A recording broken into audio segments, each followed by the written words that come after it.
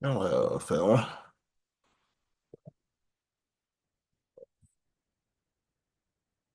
Yeah.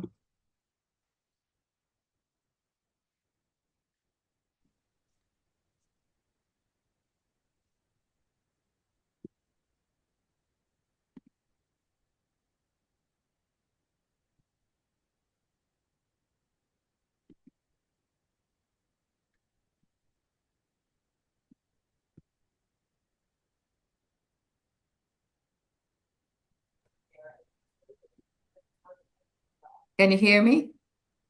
I can, yeah. Good morning. I just getting up to peek at the TV to see about the conclave.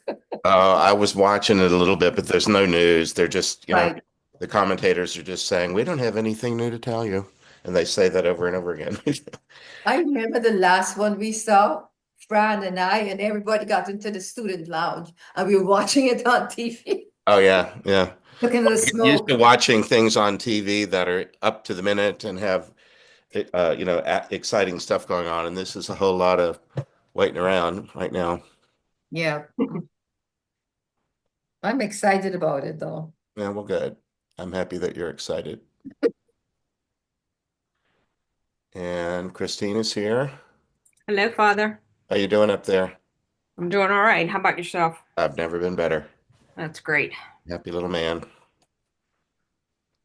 And Phil is there.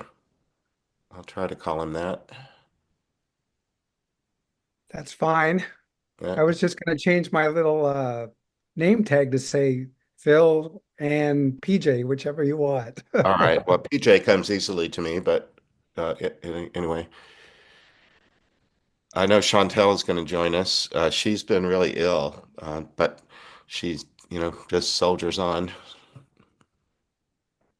And then Mimi is going to can't be with us right now, but we decided that we would record this just so people who were here last time that couldn't be here live could listen in, and then we just destroy it. So when you Yeah. talk, you're not immortalized forever on the internet. Well, it'll be shared with people that you were with last time, and then after that, not again.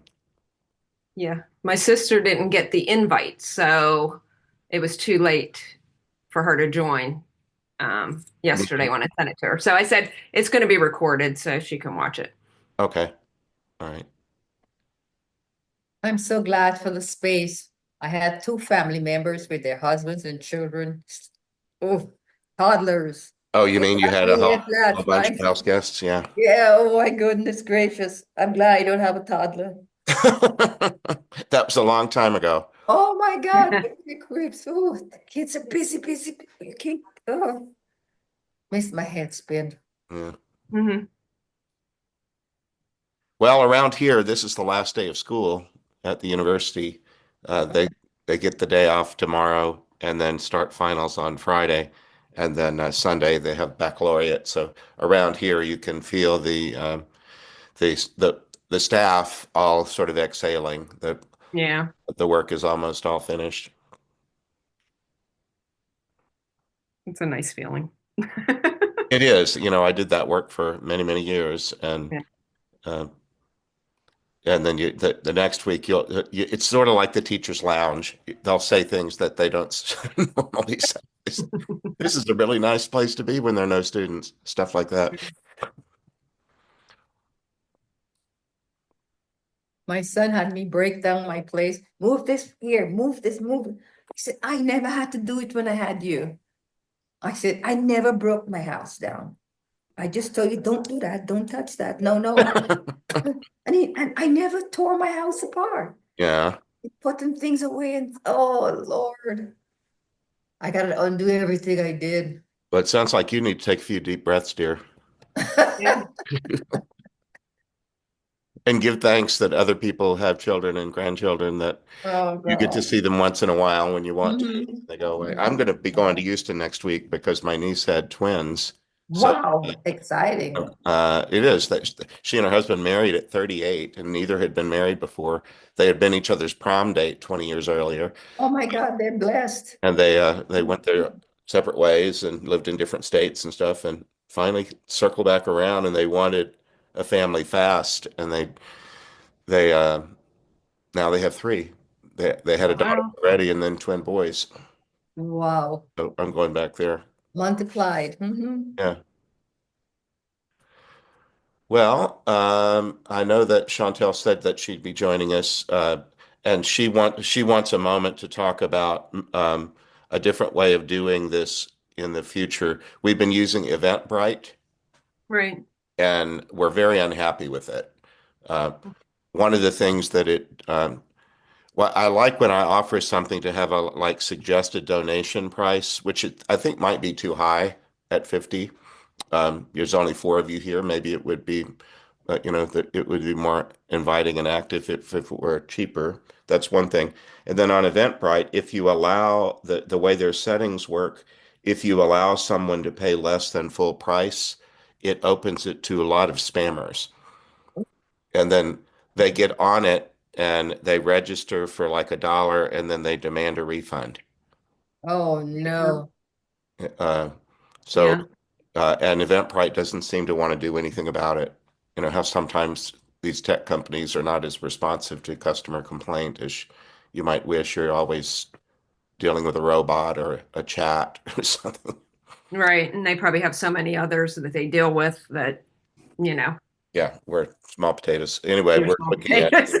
You're a little potato in the big potato field. something like that. So anyway, if she is able to be on, she's gone through thyroid cancer and had the thyroid removed, and her body's trying to figure out what do we do without a thyroid, and getting everything back in balance has been a real issue Oh, with a lot of fatigue and stuff. So I'm sure. I just called Apple because I couldn't download the upgrade. I had to take off a bunch of stuff. I yeah, was saying, what's left now? I don't know what's left to take off. And so I called them and the guy walked me through and he said, you have to remove all your apps and all. I said, okay, but they'll come back on. Within 5 minutes of that, I saw a charge in my text messages for $194 for assistance in Apple. I said, that doesn't sound right. So I called back Apple just before you came on. uh-huh. He said, that's not us. Oh, yeah. Just like, Oh yeah, Yeah, that was a scam. They yeah. knew yeah. you were in contact with Apple, so that's Oh what they my did. goodness gracious. Yep. Hmm. Well, what do you say we get started? Hmm. Maybe will join us. She'll listen in later, and maybe your sister, did you say? Yes. And then Yes. Chantel might be along, but I'll start us with a prayer, and then we'll get underway. This is Okay. easy for me because this is your show today. So we pray in the name of the Father, the Son, and the Holy Spirit.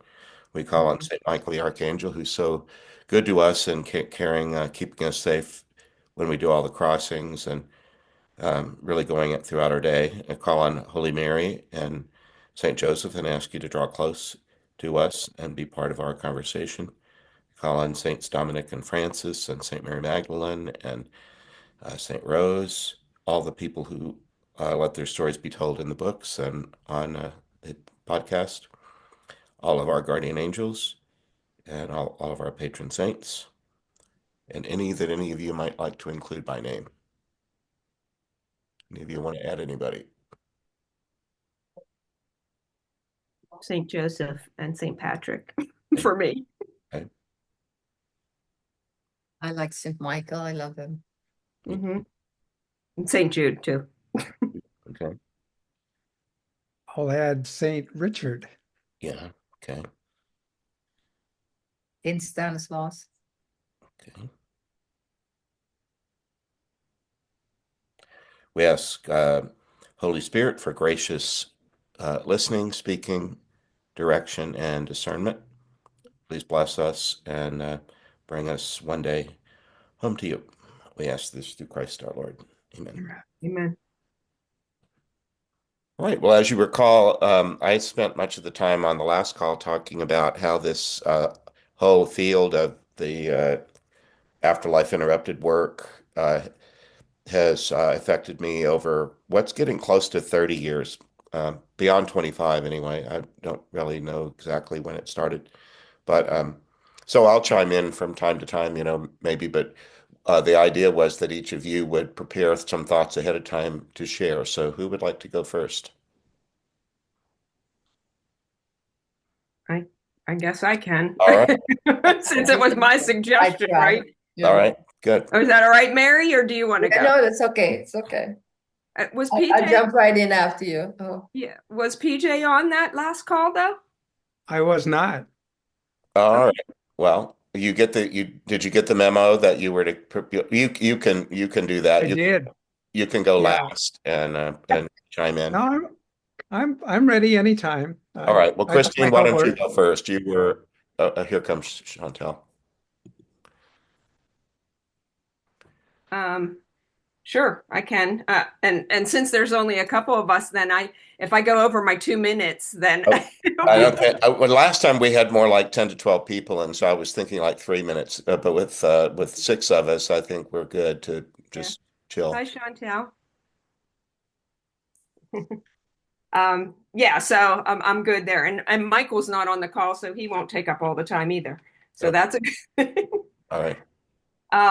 So I guess whenever I put my thoughts together, you've said in the past, Father Nathan, that you never intended your books to be for the grieving, but that's what you've found that has come across. So I guess for me personally, the books, the podcasts, your guest speakers, I feel that they get what I'm experiencing. And so for the folks that, we've talked before, but for the other folks, um, my being presented with a cancer diagnosis for my husband, um, and all the positive thoughts, because he was young, his health was good, his attitude was good. We just thought, okay, we're going to march forward, and we're going to, this is our cross to bear, and um, we'll get through this together. Well, we were intimate. He was exercising, eating right, working one day, and then the next day we were in the hospital, and everything started to just spiral out of control. And it was kind of like one of those, like what the hell is happening kind of moments. So without all the details, it was literally just 20 days from the time we got a cancer diagnosis to us moving him to comfort care and him passing within hours. Mm. So um, I was the first in my family or all of my friend groups to have had a spouse pass. So I felt like most of the times I was like floating out in the ocean and without a life jacket, to be honest. So I tried to navigate or surround myself basically with folks who have, walked this walk, websites, podcasts, books, support groups, a therapist, anything and everything to try and navigate, the water I was in. But in searching and being exposed to all these different things and these different folks, I found that nobody was talking about the experiences or encounters that I was having. And whenever I would bring something up, they basically would look at me like with those patronizing eyes and say, oh, that's just her grief. And I knew it wasn't just my grief. I knew that there was something more, and I just needed to keep searching. Um, so after Randy passed, a friend of mine gave me a book that was Walking in the Garden of Souls by George Anderson. And she just said, try and be open. And I don't know if this will help or not. Well, that book started to bring me a sense of comfort. But that was a medium, right? So that's a taboo word for most people whenever you say that. And I know you talk about that a lot too, but I love my Catholic faith, and I thought that there has to be something else. And so then Michael, which happens to be your prayer partner, one of them, shows up at a support group, and he gently started touching on subjects that in this group that I thought, hey, this guy has something that I want to, I think that he could share. So we spoke privately on and off, and he gave me your first book. And I was relieved because I finally found someone who gets me and my grief and my encounters and my faith all in one. Mhm. So um, I believe that I'm not alone anymore now. And I believe that I was probably just a cradle Catholic that, went to Mass, thought I was a good person, believed in heaven, hell, purgatory, as we talked about on the last meeting. But now I realize I was in a box. And I think so many other Catholics probably are right there with me as well. Um, but what resonates with me is, we profess every week, the communion of saints, the resurrection of the body, life everlasting. And do we really know what that is, or, that we feel that? And I admit I didn't, I now, and I know, and I've received glimpses of that now through Randy. His presence and his encounters with me, his guidance, so much more. I believe everything is for a reason, that it's not a coincidence. And when I told Randy, that I didn't want to do life without him, well, he showed me that I could, but with him. Mhm. Um, and whenever he told me that he was going to love me forever, um, he's shown me that we just keep growing in love, more and more each day. Mhm. So that's what you've given to me through everything that I've been exposed to. Mhm. I have a question for you. Have you ever been confronted with from Catholic or Christian people? Yeah, but it says in the Bible there'll be no giving in marriage in heaven. There's no marriage in heaven. Whatnot? Do you know that story? Yes, and my very good priest friend, Father Allen, who is like my spiritual advisor, like I've shared everything with him, so that he's, I'd like to hear his take on it. But there are some priests that, I mean, there was one that actually said to, a congregation, that you don't have a husband in heaven. And, you could see all the widows just kind of cringe because it just makes you sad, like it was just, like there were comments like that just, don't give you hope. And really that's what you are all about, is Well, the and I hope think of. that story is a it's a confrontational story. You know, some of the religious leaders of his day were in his face just about all the time, not just Uh-huh. on Good Friday, but they were divided into two main camps, the Sadducees and the Pharisees, and one of the main things those two people argued about, even though their faith was very important to them, they argued about the existence of angels, whether there were spiritual beings other than God, and they argued about the personal resurrection of the soul. They had there's many ideas about some sort of afterlife, but they go all over the map. And one of them is that you're somehow alive in the afterlife, but not with your current personality, your current history, so on, including your love for Randy. There'll be a you, but it'll be some vague other kind of you or something. Anyway, Right. some of the Sadducees confronted him with a story about a woman who married seven times and buried seven husbands. So it's a stupid story. It's not based on anything real. It's just a straw man story. And and remember, wives were considered the property of their husbands. So they Right. pose a question to Jesus at the end. So in this afterlife of yours, who's going to own her? You know, who's going to be the husband? Remember, she had seven, and they're kind of envisioning some sort of big fight among seven guys over who claims her. And Right. Jesus just then says, you don't understand at all. This is there. It's not that way. Uh, uh, and besides, people don't own each other. I mean, it's lovely to belong to a person when you freely give yourselves in love to them, but it's not the same as having the title, the way that men in Jesus's day thought of it.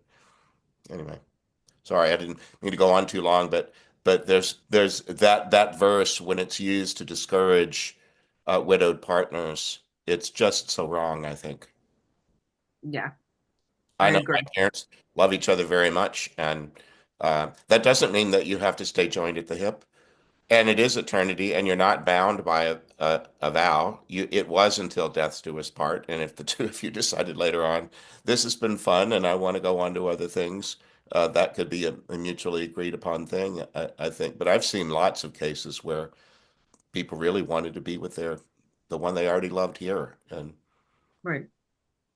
Yeah. And I think I've shared with you before that I feel like I'm half here and half with him. Like as far as that, two shall become one, that keeps going. yes, all right. Well, I'm glad you said that.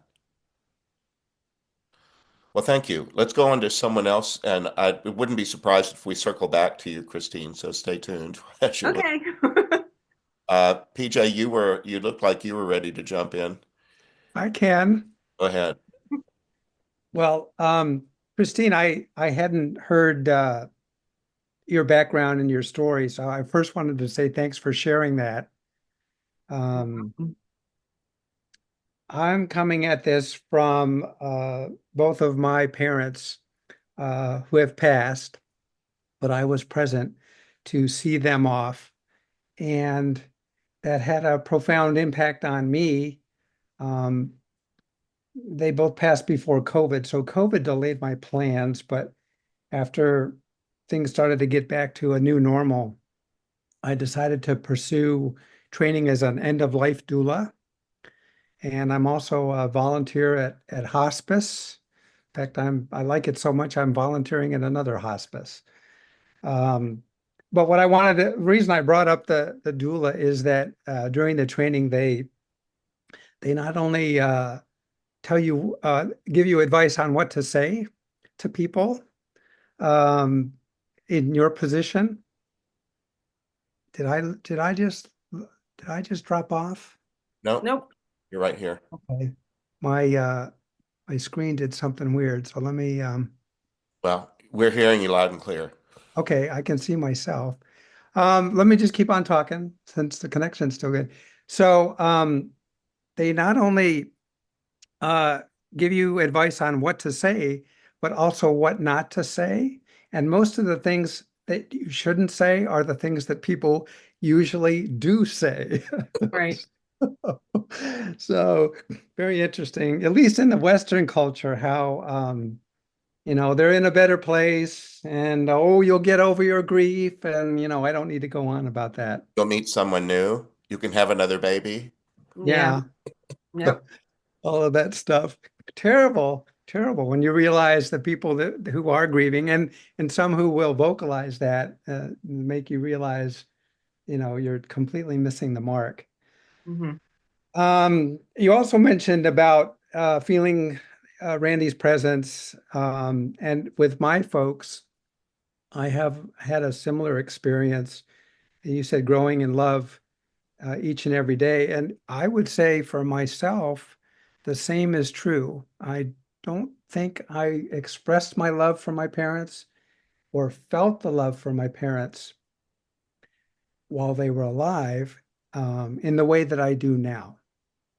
And it's so that's a very special thing. Why do you think that is? I think partly because when they're here, you feel like, oh, I don't need to say that. Or if you say I love you, it's more of a mechanical than a heartfelt, Hmm. at least speaking for myself. But when they're gone, and it's a different feeling. It's like, well, yeah, I miss you, but you know what? All the things that you did, sometimes the little things will come up, little memories. And at least for me, that makes me think, yeah, you put some effort into that. And I probably didn't recognize that before, but I can see that now. And that might be a moment when I just say a quiet thank you. Right. Uh, And so, Is it does it you get some sort of feeling of sensory connection with them? Is it tactile? Is it smell, taste, just intellectual knowing, or what's the experience? it's evolved over time. When they first passed, it was a felt presence and one or two times in a dream, Okay. appeared in a dream with a message or two. But after some months went by, it was more, it can still be a felt presence.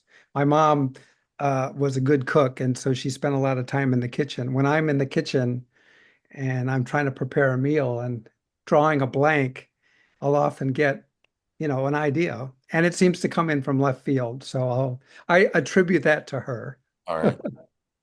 But other things that, where my dad had certain expertise in certain situations, I'll have the same kind of experience where I'll be thinking, what would I do here? And get an idea and think, oh, that's kind of what he probably would have done in that situation. So that's really nice. Um, what else did I want to say? With regard to the question, how have the stories impacted my life? Um, I can think of lots of things because each of the stories carries with it several, I call them gems of wisdom. But for this conversation, if I had to single out one, it would be the story, and I don't know if it was Arturo, but when the person was going through their healing phase and they were angry, their healing team said, well, you can be angry if you want. You can be angry for all eternity if you want, Yeah. but you don't have to. And I think the person responded, well, when you put it that way, I guess, it might be worth considering changing. And the way that that impacts me is I think, why do I need to wait for my transition to the afterlife to start working on whatever baggage I might have right now? So you could call it a prayer practice, or you could just call it a meditative practice, whatever you want. But part of my evening contemplation is to just find the quiet space and to say, all right, how's about giving me something to work on? First of all, if it's not in my consciousness, perhaps you could elevate it to the level of my consciousness. And then once I recognize it, because that's the first step, maybe you could actually give me some opportunities to work on it. Maybe you could set some events in motion in the next several days, which would give me the opportunity to make a different choice in the moment than I might otherwise. And was it Thomas Aquinas that talked about making habits by doing something repeatedly? I make growing a virtue Mm. Habit. by Yeah. by habit, by Right. Mhm. creating a So, habit that turns into a virtue. right. So that's kind of the other thing that's working in my mind there is that if I practice this sufficiently, that it'll become second nature. Yes, that's exactly it. Good. All right. Well, as I said with Christine, thank you for that, and we'll probably have some time, the last 10 minutes or so as a wrap to kind of cross-reference each other. But thank you for that, and for the service that you're doing for all these other people now who are dying. You didn't see that coming. All right, Mary, you're up, and Chantel, you're on deck. I'm the seventh of seven kids, four boys, three girls. My mom had four boys, and she still wanted the girl. The first girl she had died at 6 months old. She wanted to die behind that kid. She felt so wrong. that she finally got the girl and she died. So from then on, as a child growing up, my mom always talked about death and dying. And I think maybe that's why I was always so afraid of the dead. And any funeral, I'm the one she's taken because I'm the last. I'm the only one she can drag along with her to all these funerals and stuff. But anyway, right now I'm over this fear of death and dying. I'm not looking forward to it, but I am ready. I feel good about it. I know my God, my Father, is taking care of me. When I came to United States back in 1969, I'm telling my age, and I came by myself. And I came to I went to St. Joseph's High School. My friend went to St. Rose's House High School. And we roomed together. I signed up for college, graduated. But anyway, that's beside the point. But I'm just showing you how God has been taking care of me all these years with no family. When I moved to California, all my family flooded in New York and New Jersey, and I wasn't going back. I said, I'm going to raise my son here.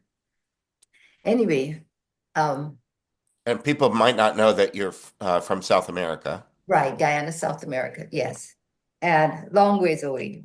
But I look at my life and I said, my God has been with me all this time. But since Father Nathan started to talk about the afterlife, it put me back in the mode my mom always had me in. Thinking about all these, what are you afraid of? You're always afraid of death. You better be afraid of the living. And she always had me put me through these hoops. But I can deal with the afterlife. Mentally, I can deal with it. I don't want to die tomorrow, but I can deal with going. My son is older now. He's got 2 kids and a wife. He's not looking at me for anything.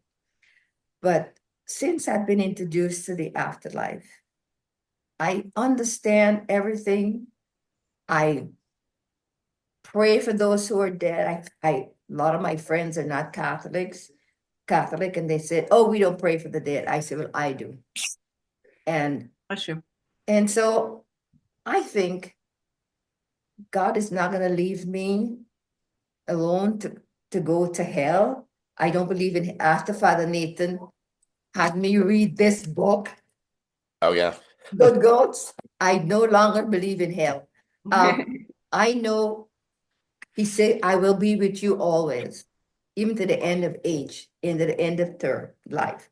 So I feel no matter what I do wrong or right, whatever, he'll keep guiding me, reshaping me, and getting me, molding me to get to that place.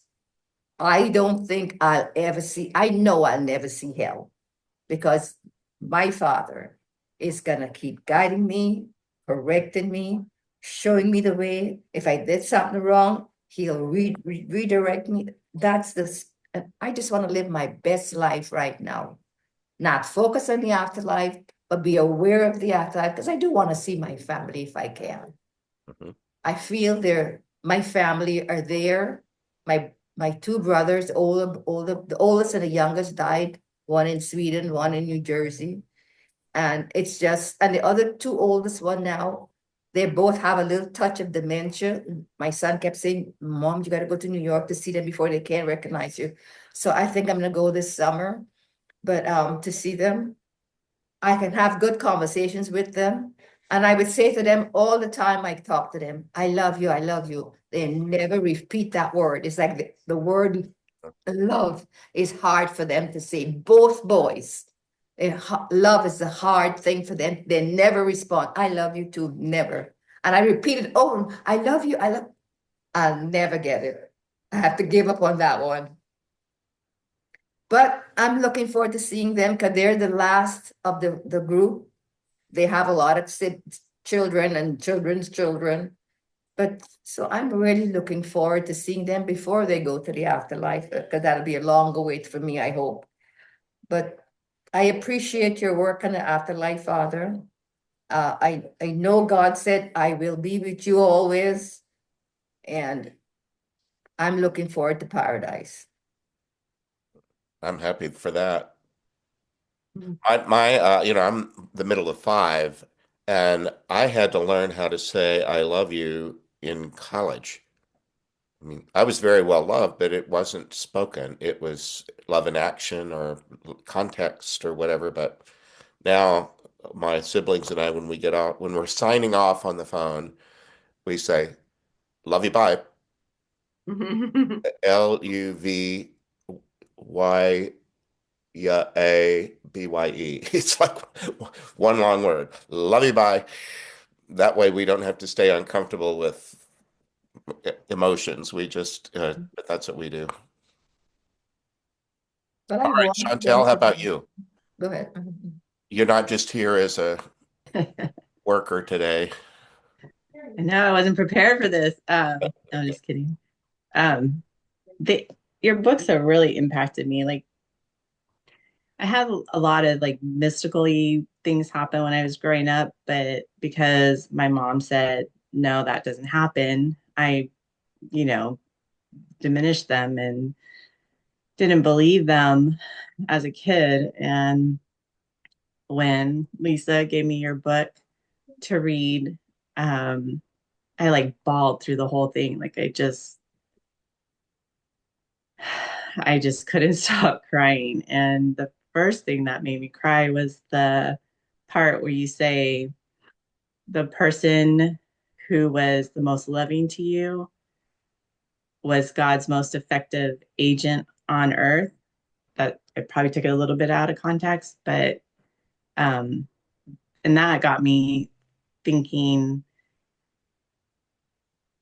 sometimes you don't grow up so great and um, you're like, oh, well, there's a lot of people. There was this teacher, there was Exactly. when I became a mom myself, there was this mom in the church who really took me under her wing. And it wasn't until I read your book, that I realized she was that person. And I started seeing all these places where God really was in my life,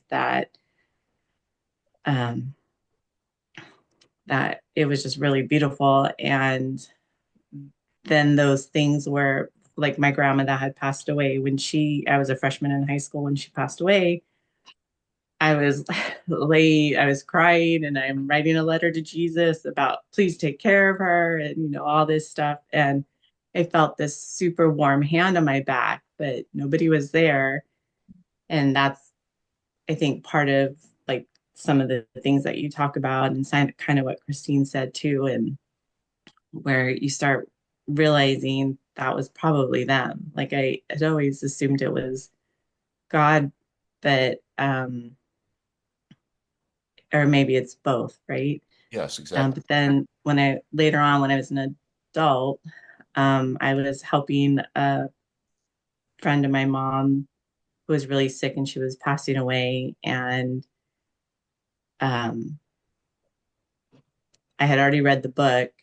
And so I was kind of sharing with her, and she wasn't afraid to die anyway. So she was like, yeah, bring it on. And she was really young. She was only 58 and she died of cancer. But the same thing happened again, where when I was sitting there with her, I was, it was just me and her, and she was already unconscious. And I was just singing over her because she loved singing and she loved gospel songs. And all of a sudden, I felt somebody put like a very motherly feeling, like put their arm around my waist. And I was like, oh my gosh, this is the second time in my life that this is happening. And then this time I didn't discount it or push it away. I was like, I don't know who it was. I don't know if it was Jesus, if it was her mom, if it was her, I don't know. But it was just a really beautiful moment. And it really opened up my whole trajectory to really start thinking about the afterlife and not being afraid of dying. And then the thought that you do go on, and which you say all the time in those books, and you see all these neat things happening, and you're like, huh. So you can still have a bad ending or bad whatever, but you still can go on and you can still be free. And I don't know. It's really hard for me to articulate it. I don't But think so. You're doing very well. I wondered, you said you felt a maternal hand around your waist. Did you consider Mother Mary? no, I didn't. No. No. But then when I took your another retreat you did, the Marian retreat, I think this was right before I started working for you. The same thing happened again, and I did think that that was Mother Mary. Um, but yeah, so I don't know, all those things that you just kind of brush off sometimes, and then you're like, oh my word, if you lean into those things, that could have been Mother Mary. Like, She sometimes shows up for people who had conflicting relationships with a mother, or mothers that were overwhelmed, that had babies really early, or had drug issues or domestic abuse. There's just so many reasons why children can be raised by moms who weren't always available the way they might have wished they were. yeah, She often shows up to help people like that, even in adulthood. yeah, I believe that now.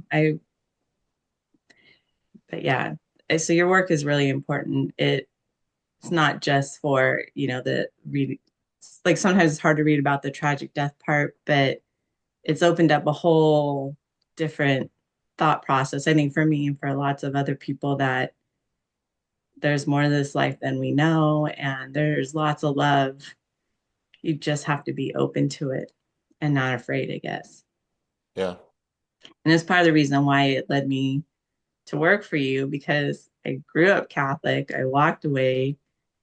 I joke and say I'm a recovering Catholic, but a lot of, stuff happened, and you really made me pull aside that um, Catholic part and still recognize God, like not throw God away with the Catholic stuff. So I'm really thankful for that. Well, you're an answer to prayer. You came into my life, and I remember when we were first getting started, I said, the last thing I need is drama. Could you just be undramatic? If you get upset with me about something, tell me what you're upset about. And you're hardly ever upset about anything that I can see. But I worked, the church, for all its male dominance, is largely run by women. And we met. Mary, you were a volunteer when we first met, weren't you, in 91? Yes, yeah. And then it's not uncommon in church culture for somebody who's a church member and who begins to be a regular volunteer that eventually they're offered some sort of part-time something. Or did that happen for you? Did you get? Yeah, I was working at the bank in Orange County, and I had to get up early in the morning at 5 o'clock to beat that traffic to get in for 8 o'clock. And I was standing online to pay my light bill downtown Riverside in Orange. And at that time I had a beeper, and the beeper went off. It was Father, he just died. Oh God. Oh, David Guy, yeah. Father David Guy. He said, told me he wanted to talk to me. So I went in and I talked. He says, the secretary he had at that time was leaving to take care of her grandkids because their parents were under the influence of drugs. And I talked to Bjorn, and Bjorn says, Mom, I would rather you work there and have to get up so early to drive into Orange County. He said, don't expect to get rich at the church. You raised a wise son. Yeah, and he said, but I would rather you be there. You're happy there. I'd rather you be there. And I took the job, even though I knew it wasn't making the money, giving me the money I was making before. Yeah. Yeah. I knew it was close to home, 7 minutes from my house. Everything I needed was around there. Bjorn was going to UCR, everything's close by. And the work was never hard. It's just that you had to deal with personalities. Yes. It's not hard work. That's why I waited so long to retire, because I was actually enjoying it Yeah. until the hands changed. Yeah. All right. Well, we have 15 minutes left, and this can be kind of an open forum or comment to anything anybody else said. I wanted to say, when my mom died, before my mom died, she was sick and sleeping in the bed, and I would would shake her and wake her. She used to look so dead to me, and I would be freaking out. She said, "What's wrong?" They call me Ingrid. "What's wrong, Ingrid?" I said, "You look so dead. You look so dead." She says, "Don't worry. I know how scared you are. I'd never bother you. I'd never scare you." But I missed her so much that I never went home early enough to go to bed. I went when I was tired. I'd go hang out with my girlfriends and then go home just enough to sleep and wake up the next day to do whatever I had to do. And one night I felt her rubbing the sole of my feet. And she said, "Ingrid, don't come home so late. It's dangerous. You need to come home earlier." And I never stayed out late anymore. Never stayed out late anymore. So there is an afterlife. Well, it'll be good to see her again. Yes, I hope so. She was really a cool mom. So quiet. Wow. Very quiet. I would have to say, the part about when I started writing these books, I wasn't writing them with them landing in the grief support aisle in a bookstore. I wasn't thinking of that. I was more interested in people just knowing that they will live after they die, which is the Easter proclamation. It's the church's mission in a sentence. And it just surprised me that so many Catholic Christian people didn't really believe it very deeply. And I had evidence right in front of me because I would be in front of a group of 100 people on a retreat and I would put them through a forced choice thing on a scale of 10 to 1, where do you land? And I found that even at a self-selected group that chose to come to something extra at church on a Monday, that many of them were 5 or 6 on that scale. You know, and the lady with the key to the tabernacle is a 2. The one that came to start the coffee is a 3.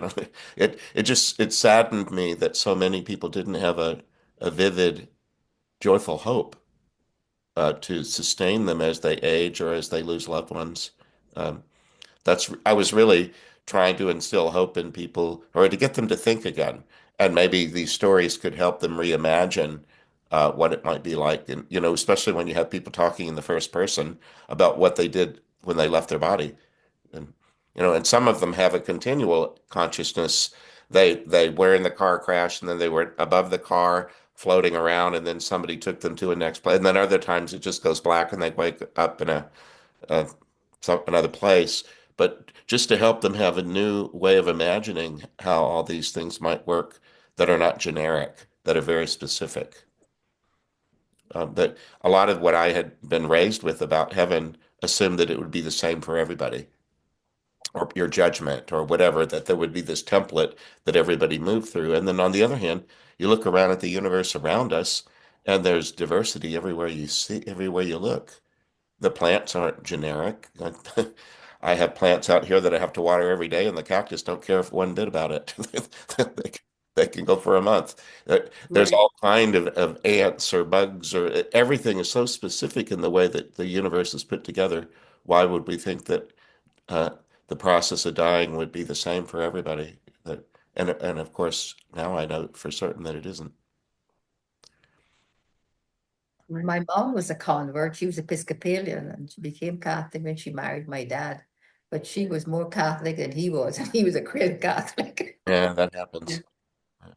She'd get Wow. up 3 hours in the morning going to novena, and we had to walk this distance to get to the church, just me and her in the dark. Oh boy, I remember the things. Do any of you have any of you developed something like a spiritual friendship with anybody whose stories are told in the books of the 39 of them that are in the 3 books? I have. You remember Rita with an I H? remember Yes. reading. Yeah. Afterlife Rehab, yeah. Yeah. And the reason is that if you And I remember the can feel her story, right now. She's right here. okay, all right. Well, then I think she knows this already. I think I might feel her as well. Little tingles. Um, she was one who recognized truth fairly quickly.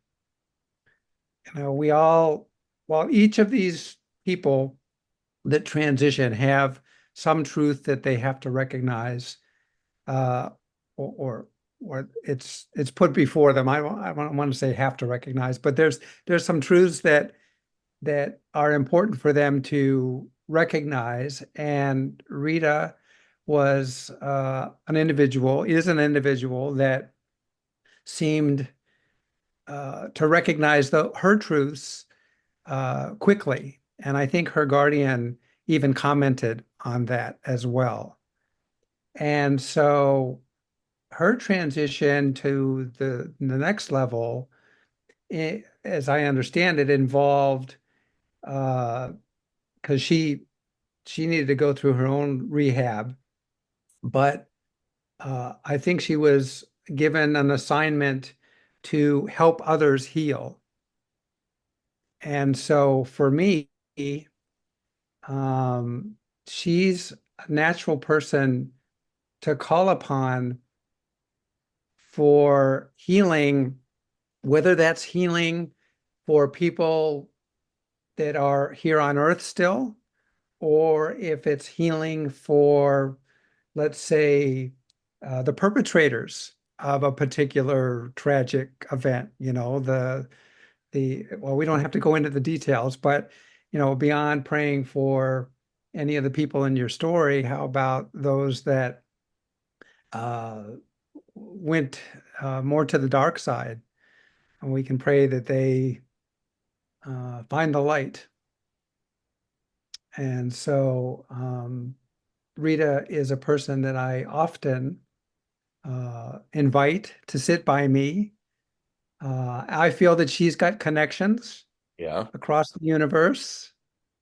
So whether she can personally engage or find somebody who's better suited to engage, Right. I put that out to her as a request to help my prayer be answered in the most appropriate way. Okay. I like that. Anybody Great. else have a kind of a spirit friend among the people in the books?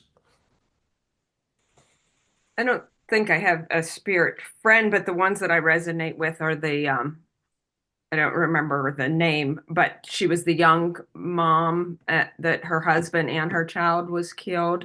Sylvia. Sylvia. Sylvia. Yeah. And just some of the, like early on in my grieving, like some of the things like where she would just go home from work and just sit, and watch TV or something, those things resonated because that's kind of what, you were doing. But um, whenever she was diagnosed with whatever, I think she had cancer as well. And she Yeah. was like, I'm not so like distressed about that. Yeah, she thought I of was it. like, It was her oh, okay, golden I get ticket. you. Yeah. Right. Yeah, so that her story, and then the other one where the husband and wife and daughter were in a massacre or whatever, but he actually said that him and his wife actually spend a lot of time together. Not so much their daughter, but a lot of time together. And that kind of just gave me a little bit more hope because, you know, I'm hoping that that's what we will do. Yeah, I'm that not, was I'm the not sure our daughter will do that, but that was the Rwandan family. Well, they were quite yes, happy that she was, kind of her own person in the afterlife, going out and yes. having experiences and stuff. They didn't begrudge her that. Yeah, and I could relate to that because that's probably what our daughter will do. She's going to just say, forget you guys. You can So, always come home to visit. That's what I did. yeah. Yeah, but those two I relate to. But to circle back on PJ, what he was saying about the presence and stuff like that, um, I mean, I don't know if this is odd or if nothing's odd, I should say. With so let's just not even say that. But my father, when he passed 20 some years ago, though, he was actually the first that kind of presented to me. So it wasn't foreign that, but I understand what Chantel was saying about, sometimes you brush those things off. So whenever Randy's just started to be such a force, and still is like all this time, it's not just a presence. I mean, I could feel that, whenever he is within me almost, like through dreams, through smell, through touch. So the part about why do I you asked about why is it that he loves his parents more, and same with me, as it keeps the love keeps, is because the things that I probably took for granted or didn't realize how much he did for me because he loved me so much.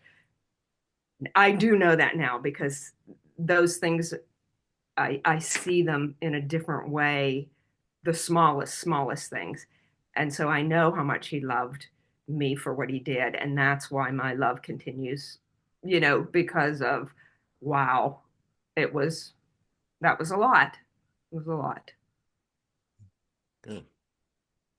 Chantel, we're now 4 minutes to the top of the hour, and you have a kind of a public service announcement or question or two.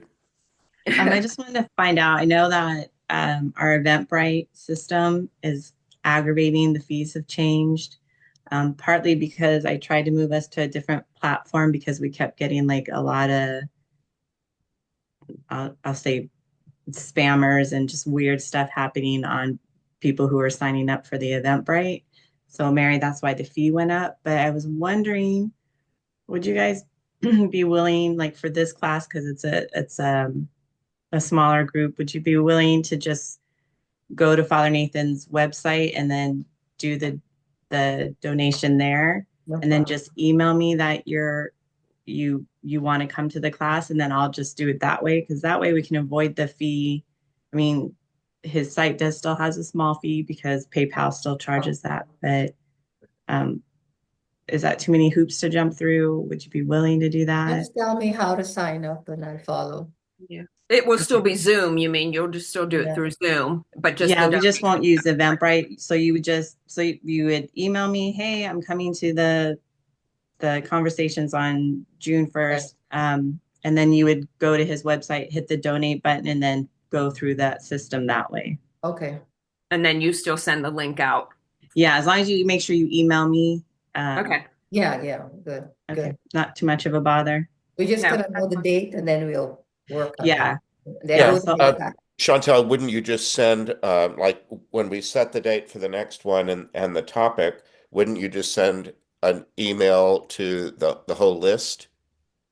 yeah, I can do that. I usually send it out through the newsletter and I post it on the Father Nathan Castle Facebook page. Um, but yeah, I can just email you guys directly too.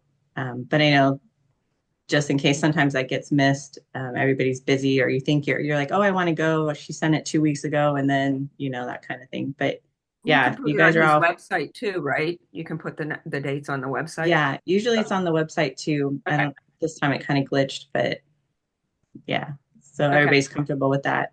Not too many Yeah, steps. Okay.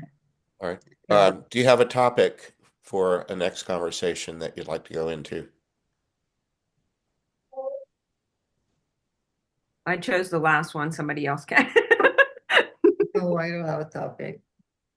um, Do you prefer it to be an open conversation, or do you like the questions? Like this was really great. I like open, but that's my personality. Open, me too. I hate preparing stuff. I feel like I'm back in school. Uh, weren't you a good student? Fairly. If we have maybe if there's more people that join, maybe somebody else could bring, like Father Nathan, how you asked if there's a story or a spirit that resonates. Maybe somebody else has something else different. All right. Well, I'll give it some thought. Do you Give feel us like enough I've time exhausted the if you have to topic of the prepare. angels? Give us enough time if you have to prepare. If you have to prepare. Mary, I'll just exempt you because you don't want to do it. No, it's not that. I find myself getting so busy with things, or then I said, oh God, at last minute I'm thinking, gee, it's like this past week I had company in and out. I don't want to add to your extraordinary stress. You just chill out, lady, and you can come and listen. I wait to retire so late, Father, that I don't even like to leave the house. I know, I know. All right, So well, I have a thought. I that, I have a suggestion in that regard. And I don't want to make work for anybody, but our lives change, and what we might be thinking today is not what we might be thinking about, a month from now.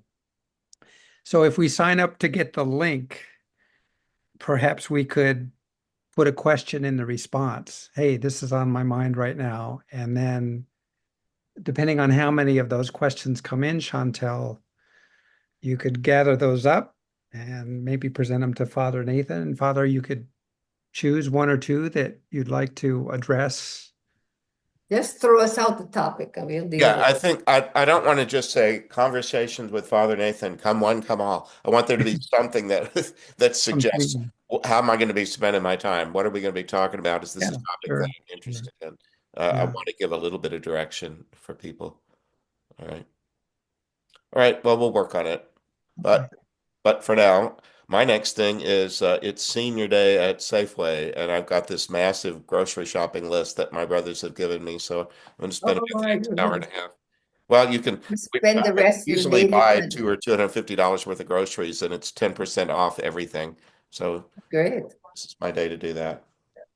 I'm going to spend the day looking at the conclave. Okay. It All right. was nice talking to I like All to right. God everybody. spend my bless you, Thanks day. everybody. for sharing. All right. Bye-bye. Bye bye. Bye.